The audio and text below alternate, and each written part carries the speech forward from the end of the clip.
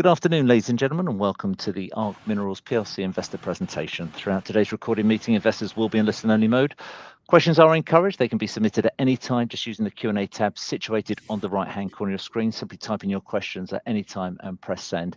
Given the significant attendance on today's call, the company will not be in a position to answer every question it receives during today's call. However, the company can review all questions and will add responses where it's appropriate to do so. Before we begin, we'd like to submit the following poll. I'm sure the company will be very grateful for your participation. I'd now like to hand over to the management team. Simon, Remy, good afternoon. Thank you, Mark. Good afternoon, everyone, and thank you very much for your interest in ARC Minerals and in this call. It's very exciting to be presenting the strategy for the year and beyond about this great company. So let me kick off now. So starting with a quick word on the copper market, there is a case where we might be entering a super cycle for copper. The fundamentals are very strong. We have major supply disruption. We have steady growth-related consumption of copper. We have this new wave of electrification that will create a new layer of demand, which we were not used to. And we have also, which is fairly new, strategic stockpiling of copper by the major countries in an environment of geopolitical tension and potential economic war. So it's the perfect storm for copper. As you can see with the latest deck from Goldman Sachs, they expect copper prices to keep on rising all the way to around $15,000 per ton in the next few years.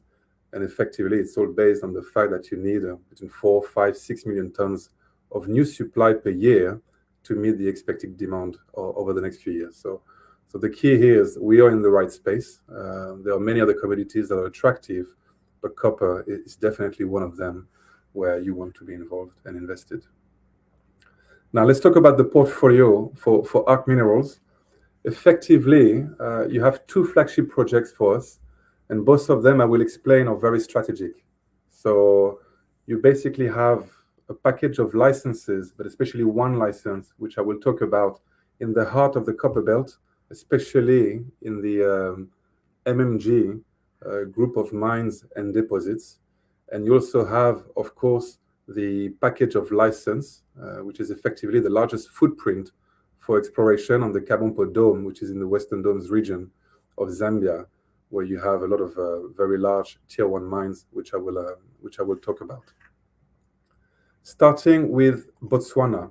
So this is the copper belt with two major operators on the ground. So you have MMG, the Chinese group that bought the mining complex about 2 years ago from Cupric Canyon. And you have Sandfire, the Australian group that has also the Maseto mine further southwest of the belt. And here you see our license in pink. We are right on the northeast side of the Kalahari copper belt, where you could argue the deposits are bigger, shallower, and higher grade. So you could argue we are on the better side of the Kalahari copper belt. I will bring your attention to the picture on the right-hand side, which comes from MMG. This is from the latest report. So this is not a few years old. This is from, I think, August or September of last year in the quarterly report or one of the later presentation.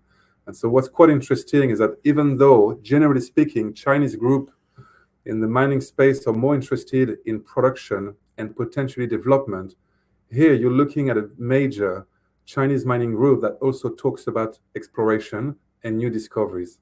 And what you see here, what they call the fourth group emerging, which is only a few kilometers south of the Zone 5 mine, which is the largest mine in the Kalahari copper belt, you can see that they are flagging new discoveries of copper in that area, and they call it a high priority zone for them.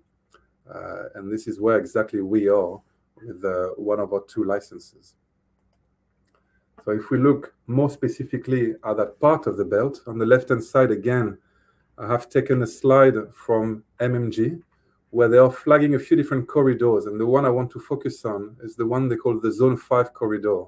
So it includes the original Boseto mine and the processing plant, which is on the northwest end of that corridor.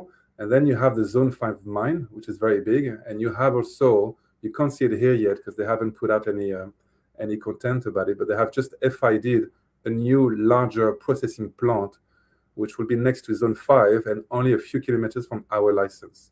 So when you clean up that map and you look at the right-hand side, which is the map we have put together with Vasily, you can see that our license is the only license stuck in the middle of that portfolio of mines and discoveries for MMG. So it's really important to slow down and really pay attention to this. You have the Kalahari Copper Belt. It's a long copper belt, which is very exciting from Botswana all the way to Namibia. You have one part of the belt which has higher grade, higher deposits, and shallower deposits and mines. This is where we are. And then you have that other end that has potential for sure, but has a slightly different profile.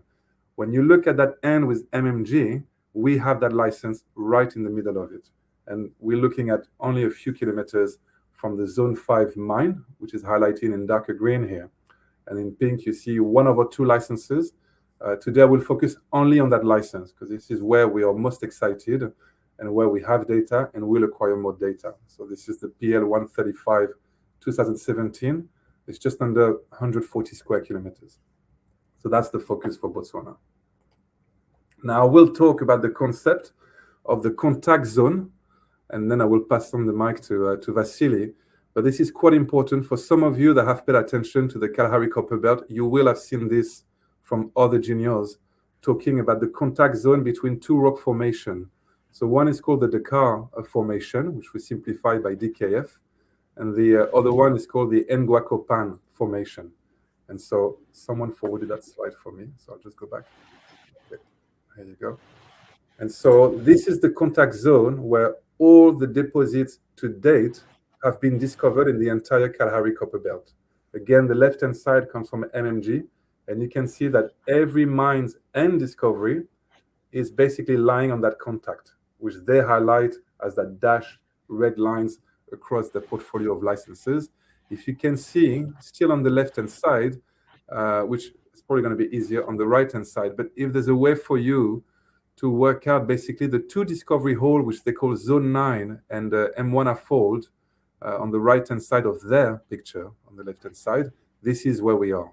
So we are straddled by the two recent discovery holes, which are described as high priority by MMG, and we are right stuck in the middle of it. And so on the right-hand side is our map of our license. It is zoomed in, and you can see the two purple stars. Those are the two discovery holes of MMG. On the left-hand side, M1 Fold. On the right-hand side, Zone 9.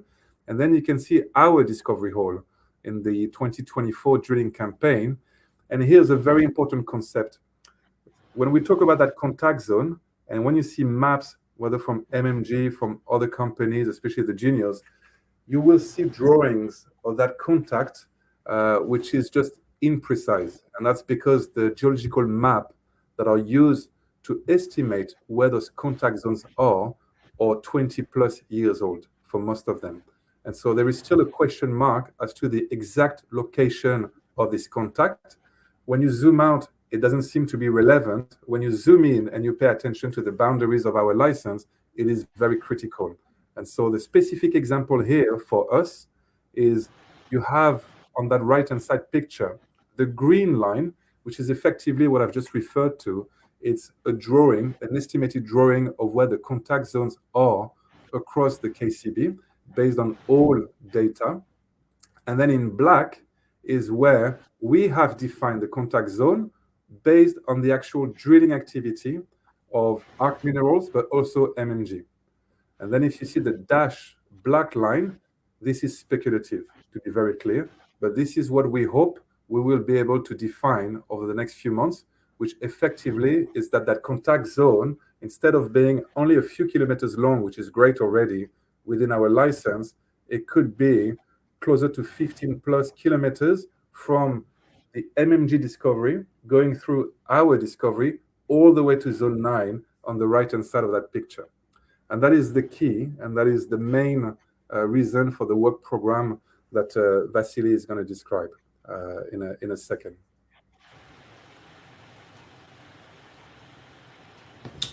Yeah, thank you, Remy. Hi, everyone. Yes, I mean, as Remy has just mentioned, the contact is where you find the mineralization, is where you find the deposits. Based on the work we did last in 2024, which not only included drilling, we also did some geophysical surveys, and we had done an induced polarization survey, which actually picked up the contact quite well, and actually, in actual fact, remarkably well. So we know from the geophysics that we've done that IP works really well, and we know because we've got it tested with the drilling that we've done. So in other words, the drill holes are telling us where the contact is, and the geophysics we did has actually shown us that it matches with what the drilling is telling us. Now, I guess the issue we face now going forward is obviously, do we carry on with the IP survey, which is going to take a lot longer and is going to be more expensive, or do we start off with a mag survey, and which is going to be cheaper and quicker? And that's the sort of work that we've been sort of putting together over the last few weeks and months, is to start off with a geophysical survey along that contact, and you can see those rectangular areas. And so basically, we're just going to follow from the area we've already covered and start with a ground magnetic survey, and then just go from left across to right, and covering that whole area across our license where we believe the contact is. Initially, we will start with a few lines of the ground-based survey just to make sure that it works. So we do have data to test it against. And if it works well, which we think it should do, we don't see no reason why, then we'll carry on with a mag survey and follow that all the way along the contact where we believe the contact is. If for whatever reason it doesn't, it's not exactly showing us what we want to see, or it's not clear, we can always fall back to the IP survey that we know it works, and it'll just take us a little bit longer, but at least we've got a technique that we know picks up that contact accurately. Once we've done that, the plan will then be to come and cover that contact area where we know the contact is with an airborne EM survey. The reason we believe this is the right technique, it's been proven. The discovery on the other side of us, on the Moana fault side by MMG, was actually an airborne electromagnetic survey anomaly target that was tested, and so we know that works. So the first stage is to do the magnetic survey to define the contact area, exactly where it is, and then to follow that up with an EM survey to see where we have the anomalies along that contact area, and then to follow that up with a drilling campaign. Thank you, Vasily. So this is very much the focus for Botswana. It's all about that contact zone, and making sure that we de-risk the license as much as we can prior to engaging in a drilling campaign. It's quite expensive, and we think we're on the right track. And the more we can de-risk, and the more confident we'll be in spending money on the ground drilling, which is a different category of spending than what you see here. Now, let's talk about Zambia. Let's go back to what most of us know already, but we'll talk about the Western Domes. So the Western Domes is in the northwest of Zambia. It's effectively the extension of the Central African copper belt, which is very well established over many decades. But the Western Domes, even though exploration started decades ago, in terms of major discoveries and developments of large tier 1 mines, it's only happened in the last 20 years or so. And so you have Kansanshi, really where it starts, that area that is owned by First Quantum. You have Lumwana, which is owned by Barrick Gold. You have Sentinel, which is also owned by First Quantum. And then you have this big gap, which is where we are, which is that blue area, which we have squared on the other side of the Kabompo Dome. But it's quite important. The Western Domes is where you find new tier 1 deposits. This is key, and the majors are very well aware of this, which is why they are spending billions of dollars expanding and developing new mines. Lumwana, Barrick Gold, has in the last 2 years developed a new super pit. So it's not over. There's a lot more to be done in that region. and it is, relatively speaking, underexplored. So Zambia is a giant copper exploration and copper mining nation, but that region, even though they have big mines, it remains very underexplored, especially on our side of the Kabompo Dome. So now let's talk about this. The Kabompo Dome, you will see the subtitle, "Where is the rest?" This is a famous quote from an expert geologist called David Wood, who has written some of the most important research papers on that part of the copper belt with some other co-authors. And David Wood effectively has worked for many years for First Quantum on the Sentinel project. I think he joined in 2010, right when they acquired the deposit from a junior company. And after spending years there, he finally joined Anglo in 2019. And then a few months later, he gave this presentation, which is a public presentation. I've put the title here, so you're more than welcome to check out the link on YouTube. And that 1-hour presentation to the Geological Society of South Africa is effectively focused on the Western Domes, and more specifically the Kabompo Dome, which he's an expert on. And towards the end of the presentation, I quote him, not me, he talks about the potential for 30 million tons of copper on that dome. And he said, so far, we collectively, but especially him having worked for First Quantum, has found 5.2 million tons of copper deposit, which is effectively Sentinel. And he ends up asking the question, where is the rest? So let me tell you right now, I don't know where the rest is, but you have an expert that's telling you that there could be tens of millions of tons of copper on the edge of that dome. And if you look at that map, there is one junior company with enormous acreage covering a big part of that dome, and that's us, Arc Minerals. So it's not without its challenges. I will come back to this, but it's quite important just to reset what we're talking about in terms of assets. This is the last underexplored dome of that Western Domes region. This is where you still find billion-ton deposits of copper relevant for the majors, and there seems to be a lot of copper that has not been found yet around that dome, and there is one company with enormous acreage covering that dome, and this is us. So I just want to flag what this property is all about. Now, the work program that Anglo did, I will again pass the mic to Vasily to talk about it, and then I'll come back as well to talk about Anglo specifically and the JV. But first, on the technical side, Vasily, please go ahead. Yeah, so we've received, I guess, all the data from Anglo now, and we've started working our way through it. What they did do, they did a very good job in redoing the geology based on the 12,000 samples that they took, especially on the basin margin. So we've got information now that gives us a lot more definition on that boundary, on the where between the dome and the lower ray. They completed an audiomagnetolyricity, it's an AMT survey as well as gravity survey over parts of the license. Unfortunately, they only drilled 7 holes for 5,000 meters. But that said, they did make a discovery, and it's something that we got excited about. And that discovery was roughly 1 to 1.5 kilometers away from the oxide occurrence that we had defined at Chieza East.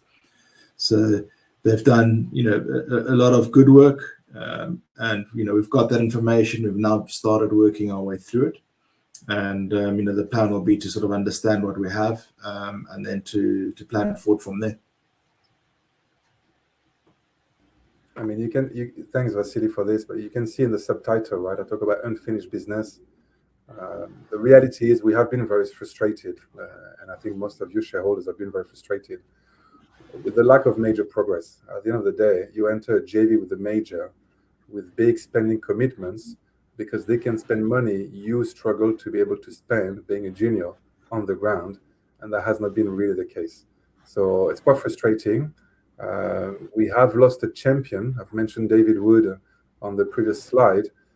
Within months of entering the exclusivity with Anglo American, he got promoted to run Australia Exploration, or a similar title, very quickly, and that's a real shame. Because as you can see in the sequence of events, he joins Anglo in 19, He makes a presentation in April 2020, and then after the summer 2020, he gets in touch and we enter an exclusivity. And then it takes time for us to complete the transaction with Anglo. But in that time, he got sent to Australia. And I think genuinely we have lost the big champion of that project on the Anglo side, which is a real shame. It did not help that there were some very large mega merger and mega acquisition talk with BHP, Anglo, and now the merger with Teck. That just means that, at the corporate level for such a big firm, this project here you see in front of you is not that relevant. That's the reality when you have much bigger things to achieve at the top level. It is frustrating. I will say this, though, to give credit to Anglo American, since we had agreed the terms of the JV, which, we have said this in the past, and I'm fully behind the comment that this is an excellent JV in terms of economic terms that we have negotiated, those terms were never renegotiated by Anglo during the time it took from agreeing those terms on a term sheet to completing the transaction. And as some of you know, it took a very long time. It's been a very frustrating process to complete the transaction, and not once did they try to renege on the terms. And I have to highlight it because as much as I am frustrated by the lack of focus and rhythm during the JV, they have been very fair partners in the lead up to completing the transaction. And that is worth something, especially for major dealing with a junior. Now, I will give you a couple of examples. This is one of them with the Midnight Sun. What happens to a junior when a JV partner decides to terminate a JV? And then I'll give you another example, which is what happens when you're a junior with legal issues on the ground. How can you get out of it, and what's the future for you and the investors? So let me start with this one, more related to JVs. We are in the Western Dome still. I'm only focusing on the Western Domes region, and I'm going to talk about the Midnight Sun Mining Company. Those guys were a much smaller junior, closer to the market cap we have. And in 2020, they've entered a JV with Rio Tinto, typical earning JV, which lasted just over 2 years. And then Rio decided to walk away. So that's one thing. 2 years later, Cobalt, which are the really cool AI-driven explorers backed up by American billionaires, they came in and they said, we're interested, we enter a JV. And just exactly a year later, they walk away. So just put yourself in that situation where you're the investor in a junior company and you have not one major company, but two major companies having a look and deciding to walk away. So what happens next? Well, since then, they have potentially discovered the next billion-ton copper deposit in that Western Domes region after some of those majors and very smart people looked at it and walk away. The share price is now up sixfold, and they have raised tens of millions of dollars in the last few months to basically finance what a major would do, which is having 6-7 rigs on site all year round and drilling the deposit. So look, I have no views on Midnight Sun, but all I can see are the numbers in front of you here. And this is that after two, what you could call failed JVs, and maybe you could call the Anglo JV a failed JV, but there is clearly a lot of life after a JV if you're sitting on the right property and you still try to have a go at it. This time, they were like, you know what? We'll have a go at it again, and it's working as it stands right now. I don't know about the future, but it's working pretty well for them and for their shareholders. So that's one example of life after JVs where the bigger partners walk away, not once, but twice. The other example I have for you, again, we're just talking about people and projects in the Western Domes region, is Prospect Resources. It used to be called Argonaut Resources. It's not used to be called. It used to be held by Argonaut Resources, a very small junior listed on the ASX. They've had legal issues with their former partners. I don't know if that rings a bell to some people, but it does to me. And they've been struggling to make progress on the asset. In 2024, Prospect Resources, which originally was a lithium developer and sold the Arcadia mine in Zimbabwe for big money to the Chinese, they paid a special dividend, and then they tried to find the next tier one project to try to replicate what they've done, but in a different commodity. And so they looked at this project, they acquired the project from Argonaut Resources, and they eventually cleared the legal issues related to this project. Again, what happens 12 months later? First Quantum doesn't do an earning JV. They invest just under $10 million at the top core level, listed company, at a 36% premium to the share price the day before. So this is really important, right? The share price has gone up sixfold, and now again, similar to Midnight Sun, they have a market cap of about 165 million pounds. So if we take a step back, which is not easy to do, neither for us nor for shareholders that are less directly connected to the company, but if we take a step back, when you sit on the right property, and if you stay strong and you keep on putting your head down and developing your assets, whether it's dealing with the legals, and I will talk about this, or whether it's dealing with going back to the geology board and trying to see with your limited means how you're going to have a crack at it again when the majors have looked at it and decided it's not for them, there is still enormous potential. And that's because, like I've said, the Western Domes region is massively underexplored. And I will highlight here the example as well. You know, it's the first time that I see, so it's not the first time ever, but in my research, I notice a change of behavior from some of the majors, and in this case, First Quantum, in the deals they do with the juniors. When I used to be CFO of ARC, some of you might remember how sometimes I could be aggressive about what I would never accept as an earning JV deal with majors, where you have no cash, where you have a small spending commitments, and even though you might have a 10, 20, 30% junior stake, there's not much you can do with it for many years.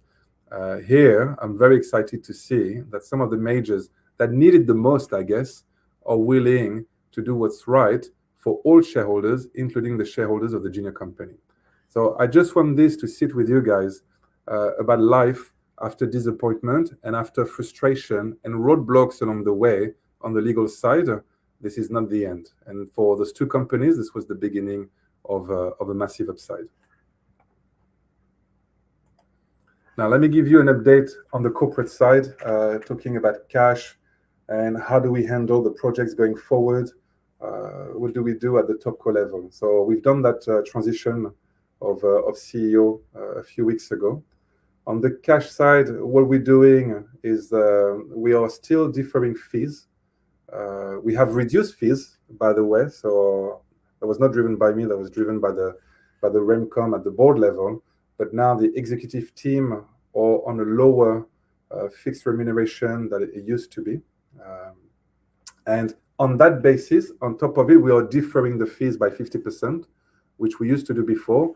That's to maintain the flexibility realistically. We're just making sure that we sit on a decent cash pot to not be under stress, to be able to handle all workflows. Zambia, mostly on the legal side, and on the technical side, I will talk about this a little bit, and Botswana, where it will be a lot more on the exploration work program.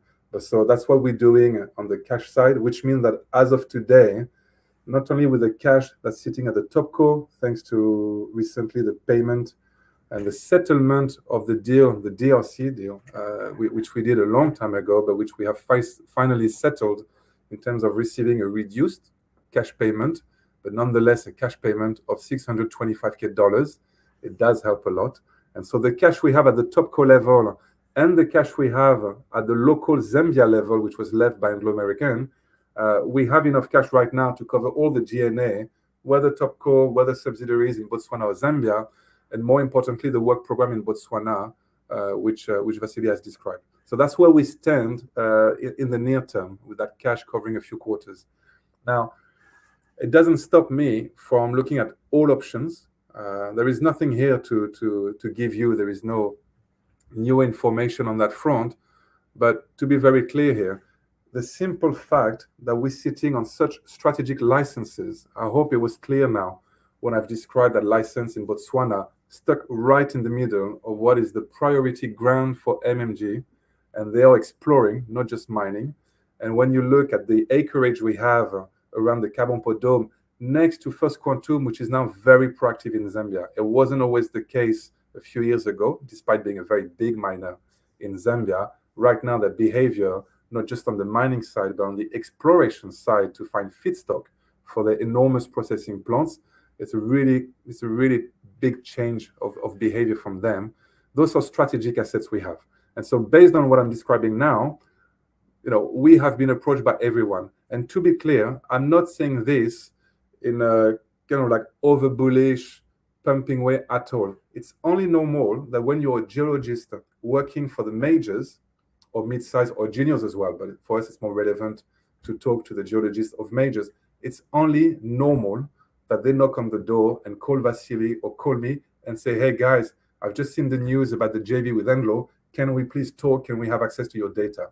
So I can tell you, it's not material information, that almost every big company you can imagine, active or not active in Zambia right now, have approached us and are asking for access to the data room. We are setting it up as we speak, and we are also talking to the corporate business side of the same companies. I have nothing tangible to tell you because I have nothing tangible in front of me. But those discussions are happening. It's normal, and it just makes sense because of the asset we have. I am not guaranteeing or promising anything here, but I'm just giving you the logical information that people are reaching out because of the nature of the asset. In Botswana, it's the same. It's not as big a list as in Zambia, just by virtue of the number of players active in the KCB. But, I don't need to spell it out for you. But indeed, we have been approached about our license. And at this stage, it's still a debate internally. But where we stand in terms of the assets we have, in terms of, and I will come on to this in a couple of slides, in terms of the valuation of ARC Minerals relative to what I believe is the value of those assets, you have to basically balance out the constant need of the juniors of having access to cash by selling a license, by having an upfront payment in an earning JV, or raising money, obviously, versus the value you believe you can create developing it yourself. And so this is under review right now. But yes, everyone is interested in what we have. I'm sure we're not the only one that have licenses where majors are interested in, but the nature of the assets we have means that it's completely normal that the majors are talking to us and we discuss with them, we have a dialogue, and that's my job to make sure that I look at all options on that front. Another point on the corporate level, I'm well aware, and part of that feedback has been kindly shared by Simon as well here on this call, but we need to improve communications with shareholders. And it will also help me, by the way, not having to answer sensitive questions by email. And this is no disrespect to the people that send emails, but to be very clear, as a listed company, I cannot give any information that is not in the public domain to anyone asking questions by email or any other media format. So I'm very happy to engage. I'm very happy to build a relationship and a dialogue. But please, to anyone who expects to have information that is not in the public domain by sending me an email, it's just not going to happen. So that's one aspect of it. To compensate for this, we will increase regular shareholder communication. Over the last few weeks, I've caught up with Simon and the team at Shard to ask them, what do you think I should do? How can we make it better? How can we get closer to shareholders or potential shareholders of ARC Minerals? So it's starting today with this call. We will do more of those when I come back from Indaba. We'll set up either another call or physical meetup in London. And I will also commit, maybe I will regret it later on, but I will commit to writing a quarterly management report, if you will. This is what we have in Canada with an MD&A. And I think it's a bit strange that we don't need to do this in the UK. And so I will try to apply best practice and write a quarterly report. And sometimes, the risk of it is I don't have much to say. Hopefully, I will have things to update on a quarterly basis. And in any case, it is useful to have that summary of what has been done, where we are, and are we sticking to the plan ahead for the projects and for the company. So that's the talk on the corporate level. The legal update here, I have to be very careful because I appreciate, and it's only normal and it's right, that shareholders want to know more and understand better the status of the existing legal cases, and I fully agree with you guys. I want to understand it better myself, to be honest. But equally, even though it is in our interest to improve understanding of the situation on the legal front, we collectively want to make sure that this is not counterproductive. And when you have live cases ongoing, you have to be very careful that you communicate in a way that cannot be used against you. So all I can say on the legal cases is we have already made good progress. We have communicated, and everything you see here on that slide is not new information. It is bullet points of what's already in the public domain through RNSs last year. And so what is clear here, based on the advice from our lawyers, based on the guidance of the non-executive director who recently joined, AJ Shonga, who was the former Attorney General of the country and the former president of the Zambia Law Association, I feel very confident on all the cases we have in Zambia related to the properties that I've been discussing. And so in terms of concrete example, we have mentioned before, we have already challenged the consent judgment to transfer that license. I forgot the number right now. I'm sure most of you know the number, but which now is held or was held by Lunda Resources. We have managed to challenge that consent judgment. It's in the process of being reverted back to us. That's one example that I can talk about to you guys. Same on the writ of FIFA, which we have mentioned in the past in a legal update a few months ago. We had secured a stay of execution of the writ. It's temporary, but it is a win along that process of getting to a ruling. And another point as well, which is quite important, is the rule of law in Zambia is very strong.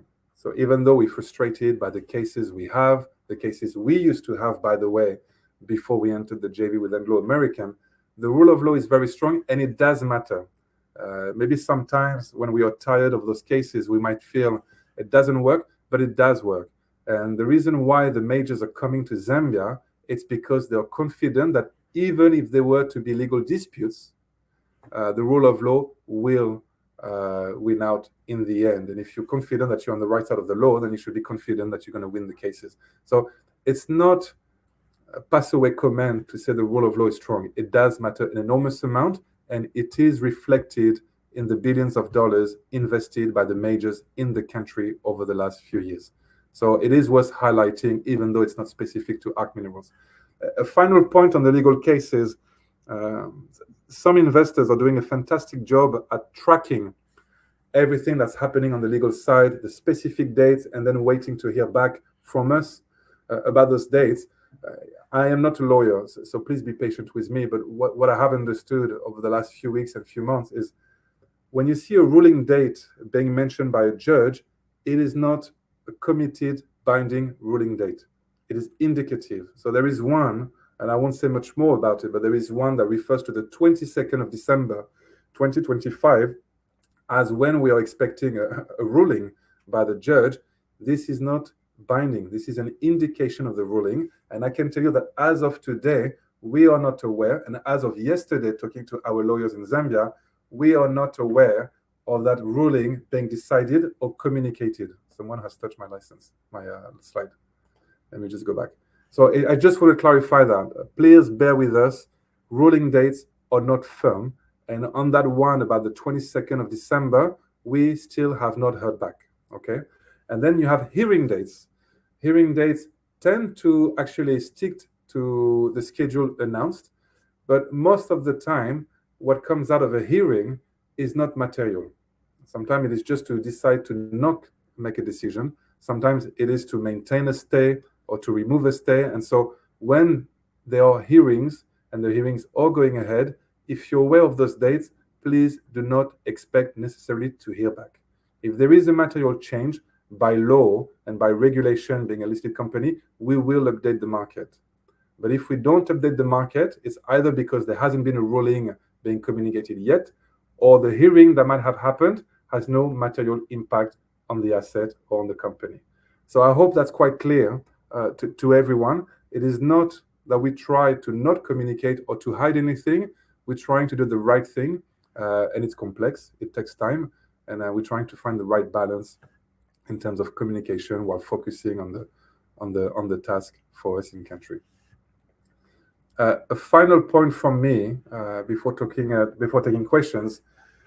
It's a bit of a summary of what ARC is about, and we have spent about 35-40 minutes talking about the projects already. But I will just put this out there. Look at that table here. And I think some of you know that I come from an investing background, so I do pay attention to valuation, to what's the right value, how to create value, how to destroy value for shareholders. But look at this table here. I've selected, and I've tried to be as honest as possible about the companies I have selected. Some of you will look at that table and say, well, hang on a second. There are lots of juniors out there with a 5 million market cap or 10 million market cap that are in Zambia or that are in the KCB.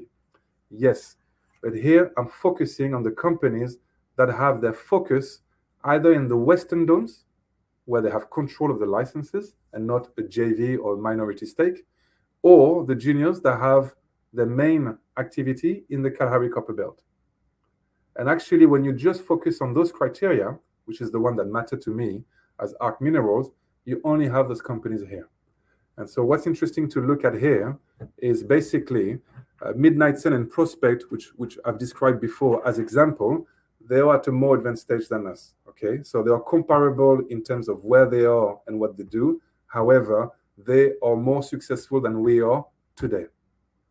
But it's quite interesting to see the valuation now, which is around 170 million pounds. I have converted to pounds. Then you have another group of companies, which are the one in the KCB. It's not because the KCB is less attractive in terms of valuation, but they are at a much earlier stage of exploration.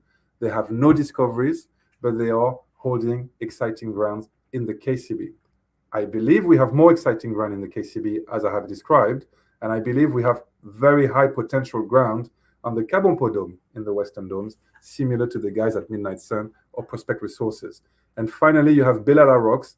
I don't know them very well. They're listed in Australia. They have a portfolio in Argentina, and they have a portfolio in the KCB. It's my personal opinion. I don't think they have licenses in the heart of the fight in the KCB, but nonetheless, this is their focus activity. And so it is the right thing to put them in that table if we want to be realistic. And you have ARC Minerals with that market cap just shy of 11 million pounds. And so I'll leave it up to you guys to think whether it's the right value, whether it's massively undervalued or not. But I pay attention to this. And when I see this, it's my duty, it's my job to create that value. Because if I see the guys much higher up the table, this is what I want to achieve. I cannot guarantee it. You know, we're talking about exploring in Africa. It's a risky game, but this is my aim, is to achieve that kind of outcomes for myself as a CEO and for shareholders. And when I look at the guys in the KCB who are at a similar stage as to where we are, I believe we have a better license. And I believe it is down to us now, Vasily and I and the rest of the team, to prove that up and to re-rate according to the work we do and hopefully to be compared to those valuations. That's the first step for me. And then I will just highlight as well, and I will stop there, that when you see that portfolio of companies, we are the only one listed in the UK. And so that's quite interesting, right? If you want to play the game of investing in a very attractive KCB project for exploration in the UK, you have to talk to us. If you want to have exposure to the Western Domes in Zambia in the UK, you have to talk to us. Okay, so that's what I want to conclude with you guys. It's very frustrating, the collapse in the share price over the years. And look, I'll take the blame for it, and we will take the blame collectively as a company for it. But there were a lot of things we could not control. And in any case, my job is to look forward and to execute on the strategy I have just described. And that table is a table I will look at every single day this year to remind me of what I have to do and the potential if we do that job well, and we're a bit lucky as well. So I will stop there. This is the end of the presentation from that point of view, and I will pass it on to the Q&A session. That's great. Vasily, Remy, thank you very much indeed for updating investors. Ladies and gentlemen, please do continue to submit your questions just using the Q&A tab on the right-hand corner of the screen. But just while the guys take a few moments to review your questions, I'd just like to remind you a recording of this presentation along with a copy of the slides and the published Q&A will be available via your Investor Meet Company dashboard. Simon, if I may just hand over to you. You've had a number of questions from investors throughout today's presentation, as well as a number before. So thank you to everybody for engagement. If I may, Simon, just ask you to navigate us through the Q&A and I'll pick up from you at the end. Yeah, of course. Thanks, Mark. I think there's been a lot of questions asked today. A lot of them are seeking the same answer. So I'll do my best to filter those out and come to those that are most commonly asked. And once again, I do apologise. I sent one of Mark said earlier on, if we don't cover one of the existing questions or question that you've asked, I do apologise.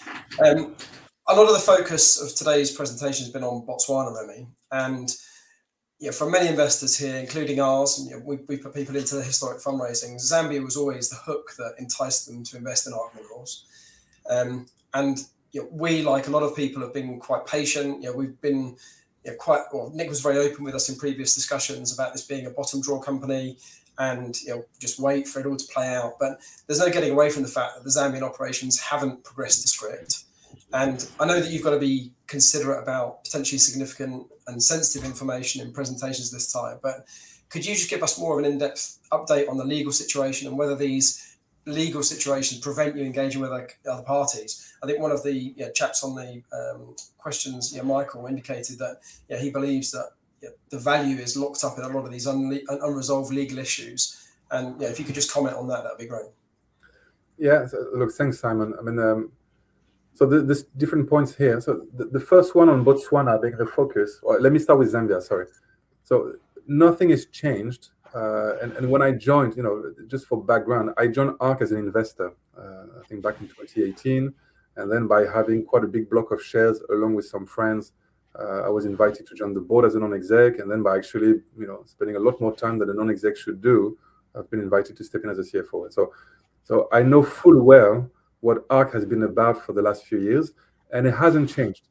This Carbon Dome is a very big deal, and the acreage we have on the Carbon Dome is a very big deal. I haven't talked about Chieza East because right now it is not the focus, but there is another topic which I would love to talk about at some point. So the excitement and the interest I have and the belief I have for the Carbon Dome has not changed a single bit. Anything with a higher copper price and the new discoveries that some of the juniors are doing in the Western Domes region, I'm even more excited than before. And by the way, the discussions about me potentially joining as a CEO were driven by Anglo departing the JV. So that was a big deal for me to finally, have control of the asset again. So the focus, the excitement we have for that project has not changed. If anything, it's increased. But we can't deny the fact that we have a lot of legal issues to deal with, and we're confident about it. That's no problem, but they're there. And so I will not today approve a large exploration budget on that ground while I still want more clarity, like the shareholders, about where we stand on those legal issues. We are confident, but I'm not the judge. And so I want clarity to start considering spending big money on the ground again.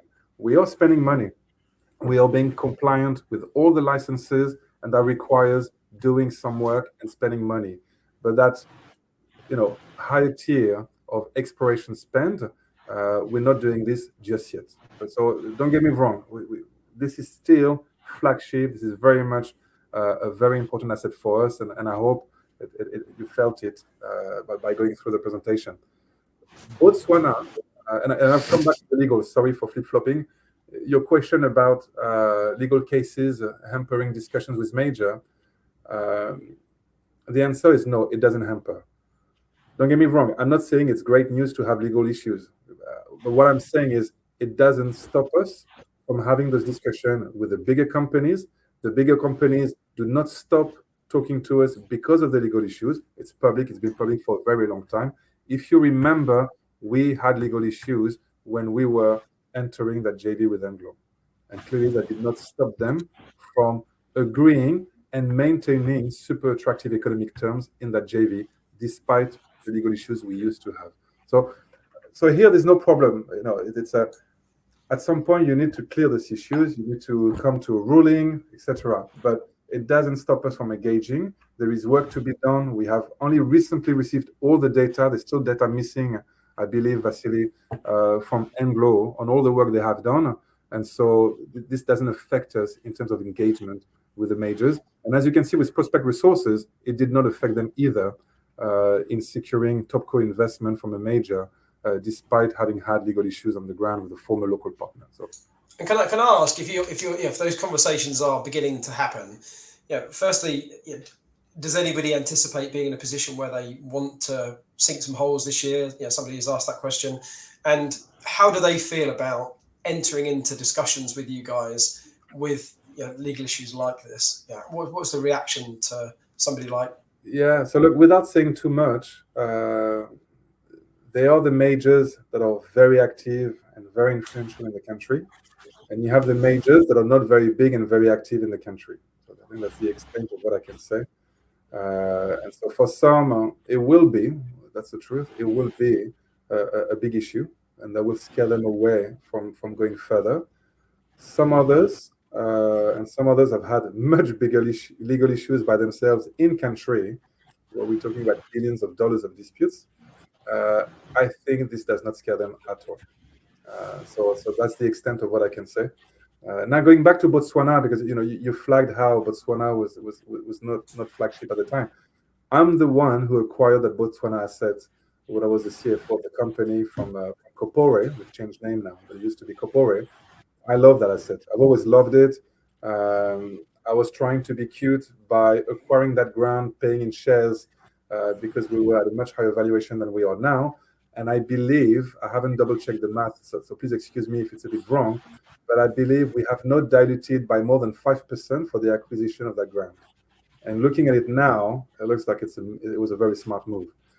Even though I got a bit of flack for doing this, however many years ago, I love that ground. I love the KCB and that license. By the way, when we discussed with Kopore back in 2020, 2021, they were looking to vend off the entire portfolio, right, whether piecemeal or as a block, and they had enormous acreage in the KCB.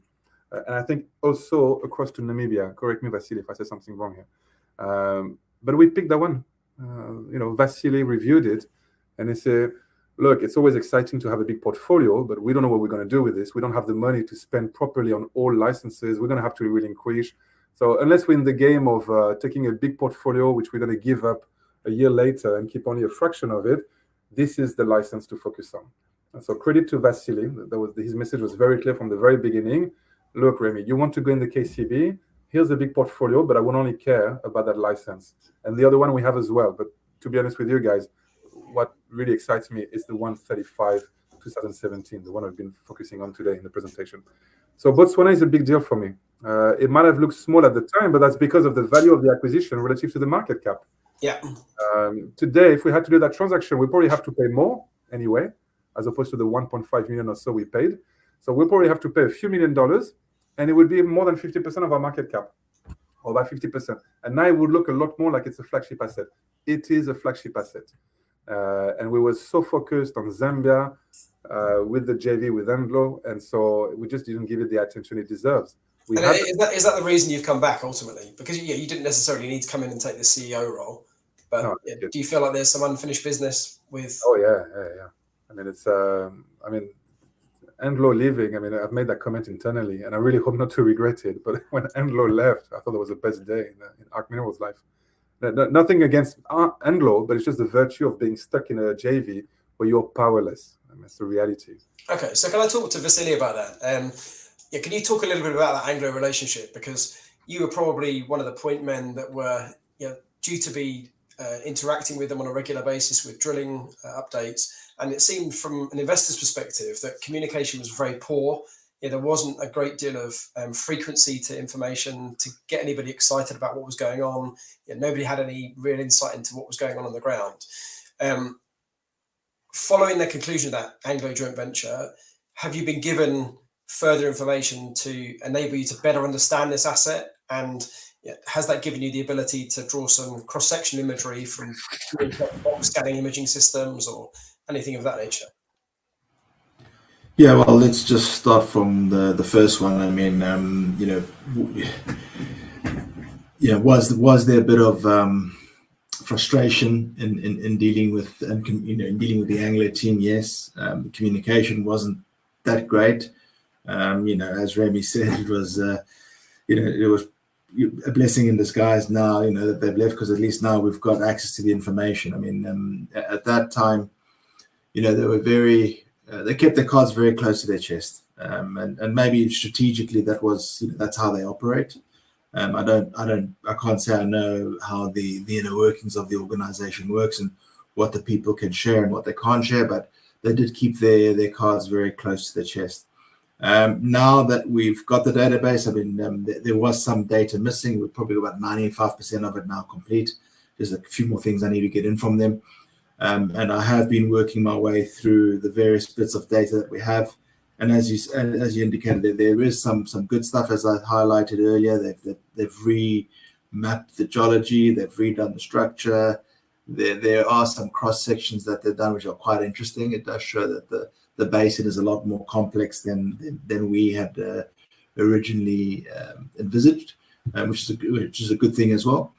And yeah, I mean, we are working through the data, and it's everyone actually wants to, all the parties that we've sort of been talking to over recent weeks and months want to have a look at that data. So yeah, I mean, there's a lot of, and it's big. I mean, each drill hole file, for example, drill hole folder is about 600 megabyte. So it just shows you, how much data is in each one. So there is a bit of work still to be done, but we've got everything now and we can start working our way through it. Okay, and you spoke about Dave Wood being a historic champion of the asset and the driving force behind the joint venture at Anglo. Why do you think, aside from the fact that there was a change of in-country manager, why do you think they drilled so few holes? Why was there not more exploration done? I know Nick's talked previously in previous presentations about this being a project of global significance potentially for Anglo, and it doesn't feel like they really fulfilled their side of the bargain when you listen to some of their things that they presented before. I think I believe the Anglo's intention up front. I mean, if you remember, I mean, the transaction itself was an $83 million spend from memory. So they clearly had intentions to spend big money on this ground. I can't talk on their behalf, but I can only say what from the outside what I could see going on, and definitely the BHP bid did scupper things on the ground. I think it was public knowledge there was capital conservation throughout the group, and obviously when a big corporate like that starts conserving capital, exploration is the first one that's going to get a hit. So I do think that partly that was partly the responsible one of the reasons why they didn't do as much as they intended to do. I mean, I will give Nick a lot of credit. I mean, the drilling that they did in 2024 was a lot of pressure that came from Nick to force them to actually do something. So I suspect that if they had their way, they probably wouldn't have drilled anything in 2024. And as far as champions are concerned, yes, I mean Remy touched on it. We had Dave Wood was the person who sort of really wanted to get his hands on this ground. He moved along. We had a lady come in from Argentina, and then she didn't stay very long either. So ultimately, there wasn't really a champion internally, and maybe that was a sign at the time that their focus was shifting on conserving cash. So that's really all I could say for now. Okay, fine. And you both obviously feel pretty positively about the departure of Anglo. Now you look in the rearview mirror. Are you going to be publishing any of the information that they've furnished you with in the foreseeable future, or is that restricted because of the legal situation? No, I don't think. I mean, it's look, the most important data, if we dumb it down to my level, is the discovery hole, in Chiesa East, published in previous RNS. Yeah. The very technical data will be under NDA as we share with counterparts. So I don't think those are data that will speak much to people like me, to be honest. Okay. The way too technical, and equally, this is very much part of a virtual data room. You share with other counterparts, and for us to do technical reviews as well. Okay. Given that you've mentioned Chiesa East, I know this can be considered a small project in comparison to the primary assets that we've discussed already today. But historically, you just undertook some desktop studies at Chiesa to assess the viability of an oxide plant. Copper price is significantly higher. Everybody's looking at their screens, seeing commodity booms in silver, gold, copper, etc. What's the likelihood of that being reinvestigated? And could that asset potentially cover some of the future expenditure for exploration with relatively limited financial outlay? I mean, look, at this stage, we have not done anything new about that oxide deposit. I remember very well the numbers. I mean, I still have the spreadsheet in front of me about playing around with the numbers and the economics of the project, and I can see the copper price I used to use for different scenarios. So, look, I mean, if we see even other companies, right? Midnight Sun just put an RNS or the equivalent of an RNS last week or earlier this week about themselves, even though they're on their path to potentially defining a tier 1 copper deposit, they're also flagging the fact that they have a very small, high-grade, shallow oxide zone, which they might want to consider for a small mining activity. So it is only natural that, if you find that small, high-grade deposit and the economics at this stage look like it would be very attractive, it's only normal to want to investigate. We have not done anything yet in the last few months about it. It is on my to-do list to rerun the numbers, but to be clear, it's early stage. So it was a desktop study we did. I remember Vasily flagging the fact that we cannot take it further until we do MET test, because then it has big implication on the flow sheet and the recovery numbers you would put in your model. So look, we've done nothing new since then, but it is definitely here on the to-do list to have a look again at the numbers and see, with the budget we have, what are the next steps to see whether we should progress it further. So nothing tangible, but I have not forgotten about it. And if anything, I have been reminded, because this is exactly what Midnight Sun has just announced last week, which looks really small compared to their flagship exploration play. But it makes a lot of sense. Okay. And another smaller asset that was acquired back in April 2025, Chingola. Is there any update on the status of that? This one's for you, Vasily. Yeah, I mean that one I guess we can just say that it hasn't really passed the due diligence stage. We've been working our way through it, and there's some due diligence issues that popped up that haven't been resolved. So I mean, we haven't really spent a lot on it. I think we paid $10,000 to secure the option on it, and given our history in Zambia and our experience, we just felt that the approach, a belt and braces approach to any new license, is probably the way forward, rather than plunging in with both feet and then trying to deal with issues retrospectively. So it is a due diligence issue that came up that we're still trying to resolve. Okay, I'll come back onto Botswana if I may. I think there were some of us that were perhaps under the impression that sale of Botswana to a joint venture partner at some point in the future might be the cash cow to then enable us to accelerate drilling once again in Zambia. Have there been any discussions with other parties? You talk about a data room in Zambia. I don't know, you've sort of talked about some other people in Botswana, but potential takeover of those licenses? Well, we have been approached, but I don't want to say this as if it's like brand new news. Again, it is very much driven by the quality of the license and the location of the license. But we have been approached by people you would expect to approach us due to the location of the license. Numbers were thrown around in a non-committed, non-binding way. So it is not worthy of communicating publicly, because if anything, I think it would be misleading. And now I feel that, again, going back to the market cap, to the valuation of our peers in that space, it would take a lot more for me to really consider parting with that license. I really think there's something here that could be a company maker on its own, regardless of Zambia. And you would have to put quite a lot of money on the table to convince me to part with it. So we have a data room in place. Some people have access to the data room as we speak in Botswana, but they will have to convince me that it is worth moving on from that license. And right now, I'm not in the mood to move away from that license at all. So yes, discussions, but I don't want to mislead people in thinking there's a deal around the corner. I'm all for doing a deal, but it has to be worth it. Okay, thank you.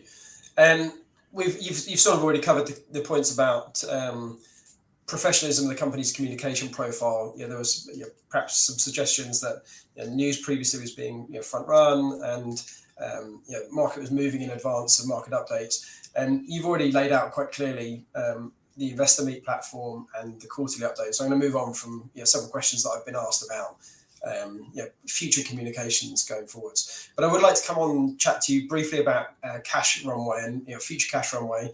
You've said about foregoing salaries to extend the cash runway for the future. Can you just elaborate a little bit more on that, if that's okay, please? Yeah, no, look, sure. So we're not foregoing and we're deferring, to be clear, and not mislead investors. We have reduced in absolute term and relative terms the compensation for executive, starting with me and the rest of the team. And on that reduced basis, we are deferring half of that for us to have that runway and to make sure that we're not under pressure from raising money for G&A, from raising money for the work program and other things. So that's the way we're organizing ourselves at the moment. There is, by the way, I don't know if that was implied in your questions, but I'm sure eventually it will come up. There is quite a fair amount of unpaid money owed to directors, management, and the board. Some of them related to many years ago cash settled options. Some of them related to past bonuses, and some of them simply related to the fact that we have been deferring fees for quite a while now. So that is owed to people. So again, I want to be clear here, and I won't be apologetic about it. We will still commit to what is due to people, directors, management, etc. That will happen. Now, it's not in my interest to settle any of this in cash to the directors and the management when I'm trying to do what I want to do with those two big projects. But it will be settled in one form or the others. I have nothing concrete to say here, not because I don't want to share it, it's just because I don't have right now the clear answer for it. I'm in discussion internally with the team and the board to find a solution to meet those commitments from the company to them, but to do it in a way that's aligned with shareholders, that is not massively cash burning. And so I don't have an answer. I will not commit to anything right now, but I will take ownership to the fact that this money is owed to people and it will not be forfeited. So that's one point I wanted to clarify. I think there's been specifically some questions about the bonuses related to the Anglo transaction as well, that ultimately proceeded, that then was terminated by Anglo. Yeah, I mean, look, it's, I mean, we can go on this, and I can understand that for shareholders, when you see the share price collapsing, you're like, well, hang on a second, I've lost a fortune on my investment, and the guys are paid XYZ. I understand that feeling, but let me remind everyone here, I have invested more than 99% of the shareholders listening to this call or investing in this company, and I have lost all that money exactly like them. With the difference, I can't just buy and sell whenever I want to. Nor could I when I was only a non-exec on the board. So people need to appreciate to some extent, and if they don't like it, they can just walk away, by the way. But I have invested, Nick has invested hundreds of thousands of pounds in the company, and then you're stuck looking at the share price going down, and you can't make that decision at some point before the tax deadline, before anything else, or looking at another investment, or you calling people with a new placing to do on another company. We cannot suddenly sell 20,000 pounds, 10,000 pounds, 100,000 pounds worth of stock to do some other stuff, either personal finance or other investment. We can't do this. And so in a way, people have to appreciate that, it's one thing to have a remuneration and shareholders to see the share price go down. Equally, when I was the CFO, that share price went up many-fold, potentially, I need to do the math, but a lot more when you include the warrants. That was a placing I did with you, actually, Simon, back in April or May 2020. And people can sell and make 5 times, 10 times the money. Yeah. So here, I'm not trying to be combative or anything, but I just want to put a little bit of context that like I said before, I started as an investor. I have invested lots of money in this company, and then I joined the board because I'm very excited about this company. But equally, I have not managed to sell a single share, right? So I just want to put that out there as well. I think people appreciate that there has to be incentivization for management in order to see progression with some of these companies. And I think it's good that this conversation's been had, because hopefully it reclarifies things for people, and ultimately it puts the ball in their court. Decisions and sorry, Simon, because I realized that I haven't quite answered very clearly the question. You're talking about the bonus rates to the JV. Look, and I know sometimes it can be upsetting to hear this, but it is the truth. This was an exceptional JV in terms of economic terms. You cannot dispute, no one can dispute that. The numbers are there, and I invite everyone to scan all the juniors on the TSX, ASX, or AIM and find me the same economic terms. So there's no dispute there, and that was driven by Nick. I was heavily involved, and Vasily was obviously the technical brain behind it all. But that was a major achievement, and so the REMCOM decided to award bonuses related to that achievement. It just happens that it gets published in the semi-annual or annual account as the JV is now frustrating and the share price has gone down. So it looks really bad, and I appreciate that. But let's go back to where we were before. It takes a certain type of people to keep fighting until the right JV and the right terms. I will not give names, but we had 2 other earning term sheet by 2 other majors in 2020. And we have just quickly to interject. Do you think the additional information gives you the capability to secure potentially a better JV? I'm not putting you on the spot, but and I know that you don't necessarily know the answer to this, Ben. I don't think it's the data. I mean, Vasily, please pipe in if I say something that doesn't make sense, but I think it's the macro environment, right? I mean, I have referred, and I don't want to spend too much time and kind of like piggybacking on a major being publicly active at the moment, but I will though, and I don't do it to pump ARC Minerals. Please, appreciate that. But First Quantum, you go back 2020. First Quantum was all about Cobre Panama, right? This was the new big flagship project, and Botswana and Zambia, was a little bit of a tricky one. They had massive mines, but they had their own disputes with the administration of the time. And so, if you go back in time, First Quantum would not want to really engage with us in those days because it was just not their focus for them. Even though, geologically speaking, it's very attractive, it was just not their focus. They were focused on Panama. So my point here, and now that has reversed, by the way, I will not talk about First Quantum with regards to ARC Minerals, but I will talk about First Quantum and the information we see in public domains, expansion, capex, deals with the juniors, which I have mentioned before, and other juniors, by the way. So they're a lot more proactive, and unfortunately for them, because they are exceptional operators, and they have always been, they have an amazing reputation, they have had major issues in Cobre Panama, nothing to do with operations, but as we know, to do more with relationship with the administration there. And so things have changed. So to answer your question, and I'll let Vasily obviously pipe in, but I'm not too sure that it's about the data we have acquired from Anglo. It will definitely help. Everyone, or all the geology guys are desperate to have a look, but they will always be desperate to have a look at new data from anyone. And so it helps. It will be more interesting. That discovery hole at Chesa East that Vasily has mentioned has a lot of value. It's my non-educated view, to be clear. But I think it's more sometimes about the macro environment and the stars being aligned with the majors now having the appetite to do stuff.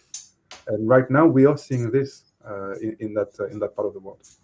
Okay. Vasily, anything you want to add on the technical side, which maybe I cannot appreciate myself? No, I mean, look, obviously the information is enhanced. There's more detailed information. So it will put the technical people in a better position to take a view because there's additional information there. But does it add any value? It's still early to say. I mean, it's really in the eyes of the beholder in terms of what they see from that information. There's AMT data, there's gravity data, which wasn't there before.